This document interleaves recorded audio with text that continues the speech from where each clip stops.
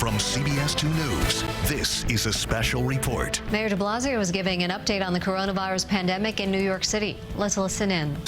We all know the basics of the story. We all know that the greatest school system in the country, 1.1 million kids in the face of a pandemic, had to be closed. We all know that that asked of everyone an extraordinary challenge, something literally unheard of in the history of New York City or even this entire country, to somehow create something new, to create an online learning approach, again, for over 1 million kids with very little time to prepare, without all the advantages that you'd want if you were going to try such a massive endeavor. If I had said to you, hey, we're going to provide online learning to 1.1 million kids, if I had asked a panel of experts, how much time would you like to prepare for that? I bet they would have said, oh, give us a year, give us 2 years. We'll have something great for you. We had precisely a week in which to prepare educators, many of whom had never attempted an approach like this, but all of whom embraced it with tremendous energy and love for the kids they serve. That's why people become educators to begin with, and I want people to understand that. I've known a lot of teachers, a lot of principals, a lot of educators.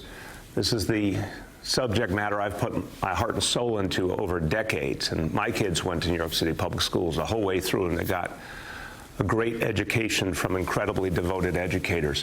What was clear to me throughout is people don't go into this field because it's a way to make a quick buck, I assure you.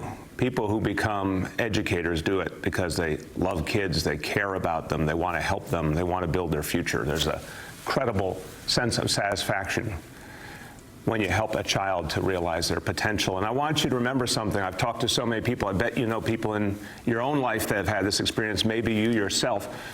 How many people do you know maybe things weren't so great for them when they were a kid? Maybe they weren't sure what was going to happen. Maybe they didn't have a lot of sense of goal, but one teacher, one principal, one educator gave them that hope, that confidence, that sense of their own self-worth. I can't tell you how many times I've heard a story where as one teacher started a young person on a very different road. And so many of the people we depend on right now in the middle of this crisis can look back to that one teacher, or maybe it was a group of teachers in their school who made all the difference. Now we're asking those very same people to achieve that same inspiration, have that same impact, but not be in the same classroom with the kids they serve. Imagine how difficult that is. Now, our teachers are tough. Our teachers are strong. The educators in New York City don't shirk from a challenge. And they're used to dealing with some of the toughest conditions in America. So when told you have a whole week to get ready and you're going to have to figure it out as you go along, they said, we're ready, let's do it. And it's been inspiring to watch them. It's been inspiring to watch the parents, many of whom, again, have no experience trying to figure out how to support their kids with online learning, but they've put their heart and soul into it out of love of their children. How about the kids themselves? Let's note the heroism in our young people who are cooped up, going through so much, but they've applied themselves to online learning too. There's a big story to be told here about just how good the New York City public schools are, just how good our families are, our educators, our kids. And today we want to talk about how we move forward over the course of this school year and beyond, and how we prepare for next year. I've already said next year is going to have to be the greatest school year in the history of New York City. And I'm not saying that as a flourish of words. I'm saying that because that has to be a sense of mission. We're going to have to do, starting in September, things we've never done before. We're going to have to help kids come into the year with an incredible sense of inspiration, incredible desire to make up for any lost ground, but also to overcome the pain they've been through. I have absolute faith in our educators and the leadership of our Department of Education. You'll hear from Chancellor Carranza today. I have absolute faith that we will achieve that mission, but I want to set that bar high right now. Say that's going to have to be kind of a historic achievement, what we have to do this coming school year, but I know we're up to it. Now, everyone who serves our kids, principals, teachers, guidance counselors, social workers, the folks who work in food service, the crossing guards, the custodians, everybody who makes up the school community. There's so many more. Everyone's feeling this moment. Everyone's devoted to our kids, but everyone has that sense. Our kids are going through a lot right now. And I want to just make sure we're all sensitive to them. We're all thinking about them. Look, I think all of us can take ourselves back to when we were kids, especially those really confusing middle school years, all the challenges of high school. I think every high school student kind of has a self-doubt, a fear about the future, and anxiety, not knowing if they're going to fit in, not knowing if they're going to succeed, loving all the good things about being young, but with that constant anxiety. Now imagine you take that and you overlay a pandemic that creates so much more fear and confusion and anxiety about the future. I often reflect upon the experience I've had as a parent and what my kids went through, and now what I even see from them as 20-somethings. This generation came up with a lot, even before this pandemic. The kids who experienced the Great Recession and the aftermath, they're the kids who grown up in the shadow of global warming. They're a tough generation. They remind me of what my older relatives used to tell me about that experience they had growing up in the Depression. There's something that I see in this generation too, and I wish they hadn't gone through all this before the pandemic, and I wish they weren't going through everything they're experiencing in the pandemic, but they are. And it's hurting them. It's, in some cases, traumatizing them. Some kids have already seen so much just in the last weeks, the losses in their own family, in their own schools. They're tough kids, New York City kids, and they're going to find a way through, but we have to be there for them. We really have to understand how much they've experienced, how much pain they're going through. Our job is to help them. Help them with the mental health support and really that effort that all educators do, but it's going to have to be even greater now to raise up their self-esteem for the moments ahead, for the tough times ahead. But what is inspiring to me is, even with that tough backdrop, the fact that we have seen our educators rise to this occasion gives me a lot of hope. You know, when I talked about the online learning and everything we've had to create in these last weeks, this kind of gives definition to that analogy that's often used when they say building a plane while it's going down the runway. This is the ultimate example of that. But the plane's been being built week after week, more and more online learning working better and better. And the incredible adaptability of young people to figure out how to connect with it and make something of it. We're seeing it, and it's given me a lot of hope, but we also know we have to respond to this moment, be smart about it, be flexible about it, understand the changes that are going on and how we deal with them. And that's why today we're announcing a new grading policy, because we want to make sure the grading policy we use now fits the moment we're in now and the reality of our kids, our parents, our educators now.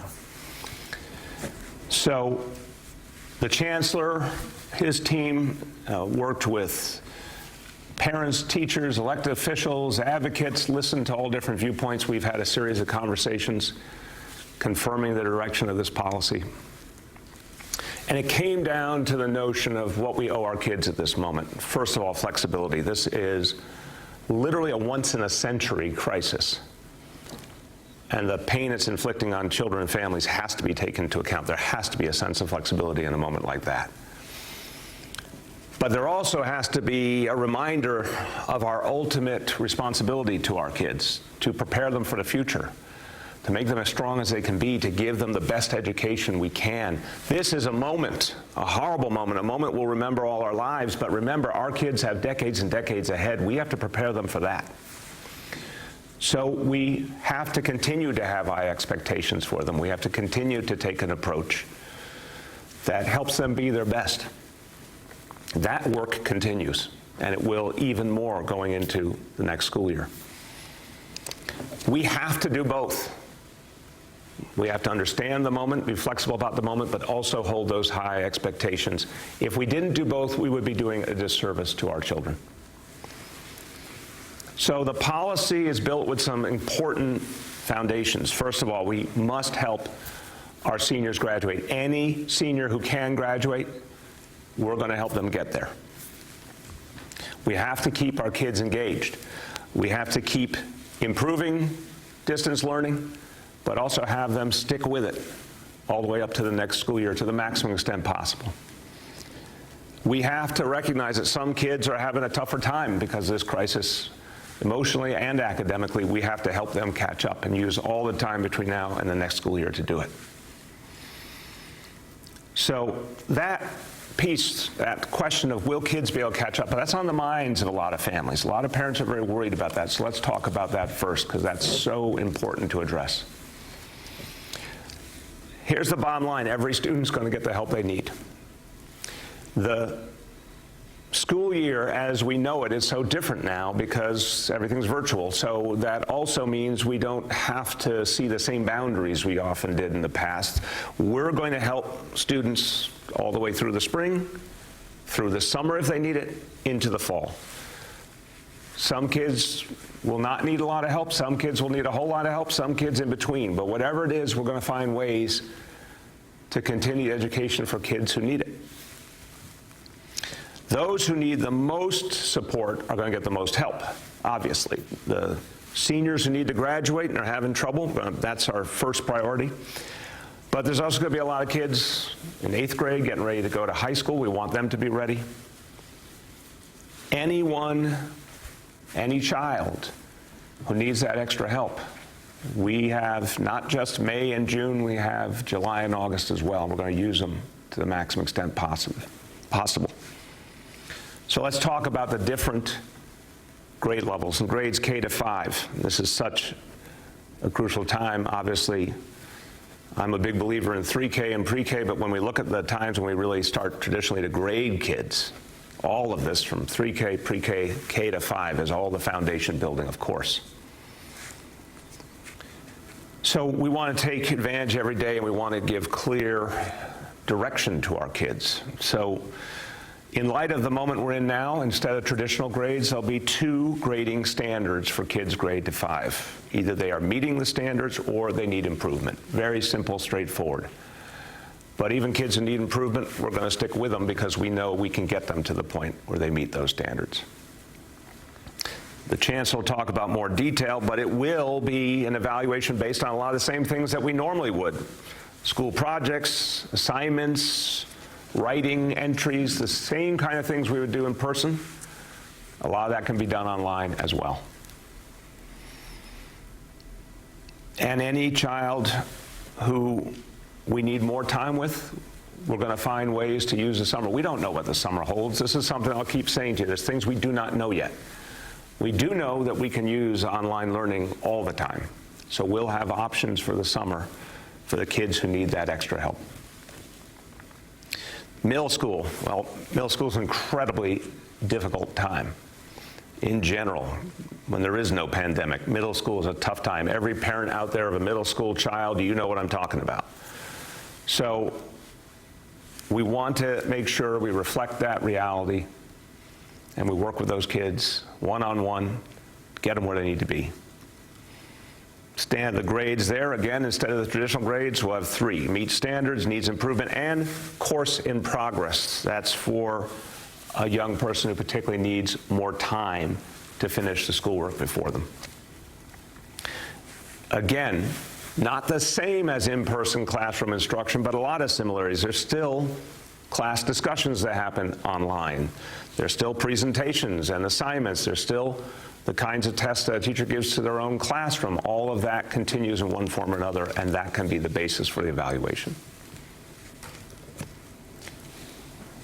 We're going to make sure those kids who go through so much get the help they need.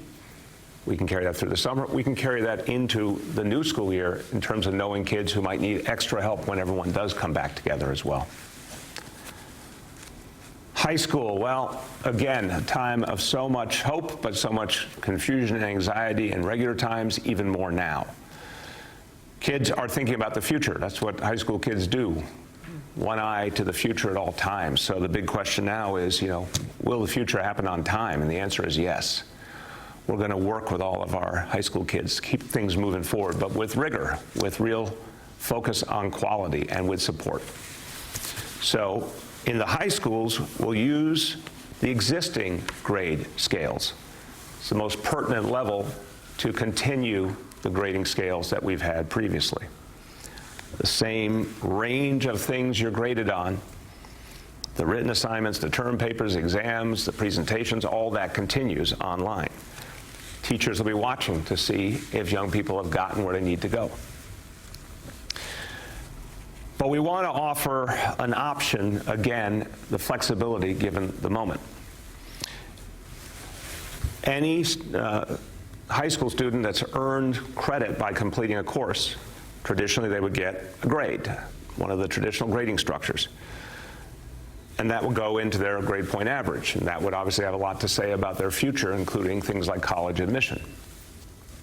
In this environment, we're giving young people an option in the high school level that, given the disruption that's occurred, and it's been different for each student, they have the option, if they have completed a course, they're going to get the credit, but they have the option to choose, and this is for the, again, this half of the school year, not for the previous grading that happened earlier in the school year, but for this half of the school year. They can choose to have a passing grade rather than a specific grade in the traditional structure. If that's what they think makes more sense, and they have completed the coursework and they have earned the credit, they have that option, rather than something they think might adversely affect their GPA because of aberrant circumstances. That's a choice for each young person. And if they need more time, there'll be a course in progress designation that allows them to keep working on that course into the summer, even beyond if they need. For the seniors, of course, the focus is on graduation. And traditionally, there's been June graduation, but also a lot of seniors have finished in August. So we have more than one way to succeed here. We just want to make sure that every senior can graduate, does, and they'll get the most intense support of any students in our school system. So that gives you a sense of what we're trying to achieve. We're keeping standards in place, we're keeping a lot of continuity, but we're adding flexibility for this crisis. And our educators are smart. I'm going to use a word we normally associate with business, but I've seen this with educators. They're entrepreneurial, they're creative. They'll figure out what makes sense for their classroom so long as they have clear standards to work from. And these will be consistent standards throughout the school system. Now, I just want to speak directly for a moment to our high school seniors and to their parents, their families. Wasn't that long ago, I've got a 25-year-old and a 22-year-old, so it wasn't that long ago that I was going through with my kids senior year in high school. What a powerful time. Again, a lot of confusion, a lot of doubt, but also a lot of hope and a moment of profound importance to the future. We're going to be there with you every step of the way. Can't do it some of the ways we used to do it, but we're going to be there for you. We need to foster your future. You are literally the future of New York City. You're our hope. We're going to be there for you. And we need to celebrate you. This disruption has been so intense, but that does not take away our belief in you and our sense of the human moment. This moment is so special to you as you approach graduation. We don't want you to lose that. So every school will have its own approach, and every school will look for the opportunity to celebrate you for sure. And right now, that all means virtual, but maybe down the line, maybe we'll get lucky enough that some gatherings can start to occur. But here's what I will guarantee you. We're going to do one big citywide virtual graduation ceremony. We're going to do one big celebration of New York City's high school seniors. We're going to make it something very special. You may not have the traditional ceremony that you were looking forward to. We're going to give you something you will remember for the rest of your life and you will cherish. We're going to bring together some very special guests to celebrate you, to salute you for the way you stuck with it, not just in the years before, but particularly during this crisis. And you know what's wonderful? Some of the people who will be the special stars of this gathering will be graduates themselves of the New York City Public Schools. That's an extraordinary roster of talented people who make an amazing impact, not just on this city, but on the nation and the whole world. They're going to celebrate you and remind you of the greatness of the students who come out of the New York City Public Schools. you're going to have a day of inspiration and support and celebration no matter what this pandemic has thrown at us. We'll have details announced in the weeks ahead, but expect it to be something very special, very memorable, and all about appreciation for you. And family members, parents, that means you too, because we all know, God bless our kids and the hard work they do, but every kid gets there because of the love and support of their family. So we're going to celebrate the parents and the family members as well.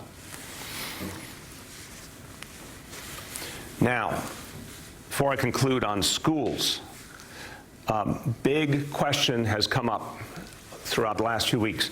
How could we make sure that every kid got what they needed, the technology they needed, to be able to participate in online learning? We were honest in the beginning. It wasn't in place. Kids didn't all have it. That's part of the digital divide. It's not good. It's not acceptable. It's something we need to fight.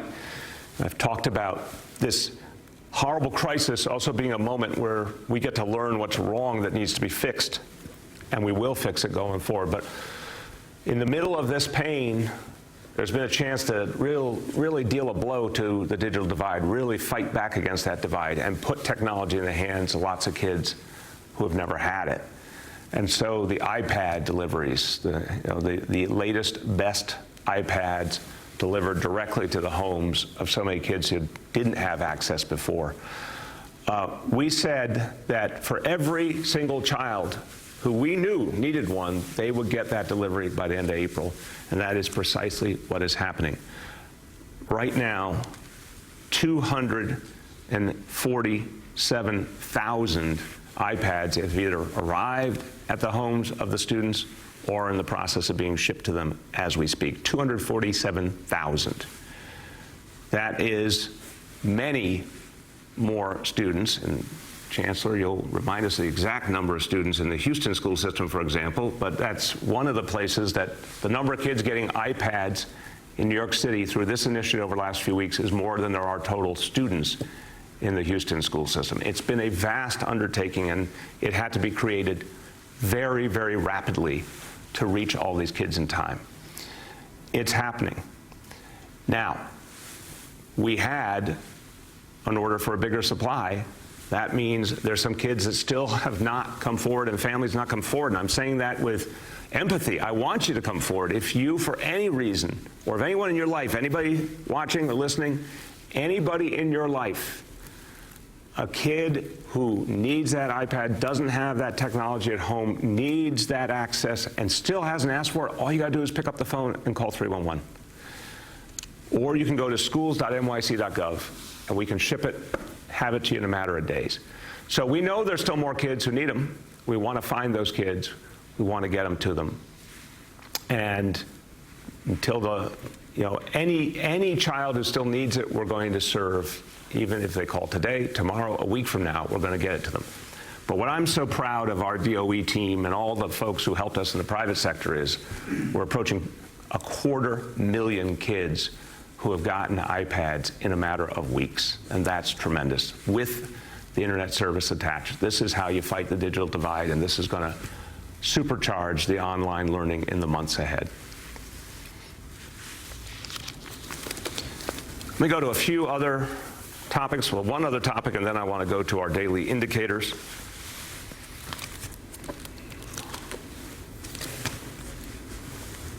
So, small businesses. I have talked to so many people, small business owners, and people who love their neighborhood small businesses, and there's so much concern for our small businesses right now. It's going to be hard for everyone to make it through so we can restart our economy, and I'm sure bigger businesses are deeply challenged as well, but the brunt is being borne by small business. They don't have the reserves and the big apparatus and all the experts that they hire to help them navigate this. Small business is taking it on the chin, and we need to help them every step of the way. Now, look, I've said from the beginning that the city put together a loan and grant program, almost $50 million. That's being exhausted immediately. That's what we could do, but what we really needed was intensive federal support, and some has really come. in the previous stimulus and in the action taken in the last few days in Washington as well. That's a good thing. We were all very distressed to see a lot of that money siphoned off by big businesses, and some of that is now being returned so it can go to small and medium-sized businesses who really need it. But what we saw is, as good as it is that the federal government actually is stepping up and putting real money out there for small and medium-sized businesses, the way it's being done is creating a lot of problems. First, that those big businesses tried to usurp it, but second, it's a first-come, first-served basis, and some businesses are much better positioned to take advantage of it than others, and the ones that need it the most, the ones that have the fewest resources, actually are getting boxed out. We cannot let that happen. So the Paycheck Protection Program, that money, we saw how quickly it was used up the first time around. Now there's another round. Came out of what was referred to as Stimulus 3.5. And the program is replenished, and with serious money, $310 billion. And there's two particular heroes in this effort. One, our own Senator Chuck Schumer, who led the way and fought intensely on the Senate side. And then on the House side, the chair of the Small Business Committee for the House of Representatives for the whole nation is New York City's own Congressmember Nydia Velázquez. And she fought not only for all that money and to push back the usurping by big business and make sure it was reserved for the businesses that need it, but she also made sure that the process was much fairer to community-based businesses, to businesses that had fewer resources, to businesses that don't use big banks but use community credit unions and other sources of financing, to businesses and communities of color that have for a long time been denied access to credit. Senator Schumer, Congressmember Velázquez, really pushed to change this program to make it more about everyday small businesses and make it more fair for all. Now, everyone out there who is a small business owner or close to a small business owner, it's time to get you in the game and get you this support. You deserve this money. You've been hit so hard. We need to help you survive. So we want to make sure you get access to this federal money. It's first come, first serve. So you have to apply immediately. And the simple way to apply is the federal government website, SBA, Small Business Administration, SBA.gov. SBA.gov, that's where you apply. The application is certainly not the easiest in the world, but you gotta do it quickly. Now, we're hearing from a lot of small businesses that it's tough to navigate that application. We're today putting together an initiative to help you immediately. In the next few hours, you'll be able to call 311 and get connected to sources of help, experts who can help you navigate the application. This is something we're putting together quickly as we see this need. We're hearing it so deeply from small businesses. So we're going to get you some help, some facilitation. But the most important thing is to immediately start working on that application. So if you haven't yet, small business owners, go to SBA.gov. Please immediately get that application, get ready, the information you need. And if you need some special help, call 311 this afternoon and beyond, and we'll be able to help you out. Okay, it's time for our daily indicators. And again, what we've seen is over the whole course of almost 2 weeks now, definite and serious progress. Not the progress we ideally want, which is for all the indicators to go down steadily and in the same direction, but clearly progress. And that's getting us closer to the day when we can start to make some of the moves to open things up. But I've said it before, I'll keep saying it. We're going to be cautious, we're going to be careful, we'll be governed. We will be governed by the facts. And the facts have to get consistent for us to make some of those moves, and we're going to be very smart and cautious when we do it. Today, a good day, not a perfectly good day, but definitely a good day. Indicator 1, daily number of people admitted to hospitals for suspected COVID, that went down from 122 to 112. Indicator 2, daily number of people in ICUs across our public hospitals for suspected COVID-19.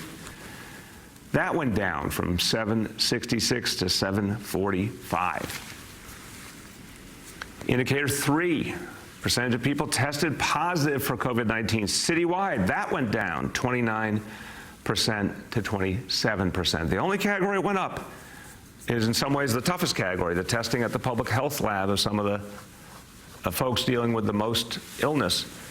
That went up by only about 1%. That's a good sign, from 55% to 56%. So a very strong day, further evidence that what you all are doing is working. Keep doing the social distancing, keep doing the shelter in place, stay at home. It's working. We're getting closer and closer to those days when we see steady downward trend every single day, and that's what we need. So I'm going to just say one more thing to the kids in New York City, and then a few words in Spanish, and then I'm going to turn to our Chancellor. So, to every kid out there, every student, every young person, if you feel like you're going through a lot right now, guess what? We understand that you are. You're going through a hell of a lot. I feel bad for you, I do, because you're being asked to shoulder a burden that, honestly, young people haven't been asked to shoulder in a long, long time. You're being asked to make sense of this crisis in your own lives while going through everything else you go through as young people. It's a lot. Sometimes parents and family members you think may not understand everything you're going through. I'm sure that's true on one level, but we all try with all our might to appreciate everything you're grappling with. And we will be there for you. The times we're living in, they're literally unprecedented. There's nothing like this we can find a parallel for, certainly not in our memory. But what we know is we have to support you. The love we all feel for you has to come out as support and understanding. We have to express it as a real empathy for what you are going through. And so we're going to be there with you every step of the way. I have faith in you. I really do. I have spent the last 6 years going to New York City public schools. It's literally the most inspiring thing I do as part of my job as mayor, is meet all of you and see how extraordinary you are. There's a bright, bright future ahead. We're going to have to fight our way through these months ahead, but there is a bright future ahead, and it is because of you. So thank you. A few words in Spanish. You've been listening to Mayor de Blasio give an update on the coronavirus outbreak in New York City. We're now returning to regular programming on CBS 2. For extended local news coverage, stick with our streaming service, CBSN New York. This has been a special report from CBS 2 News. We now return to our regular programming.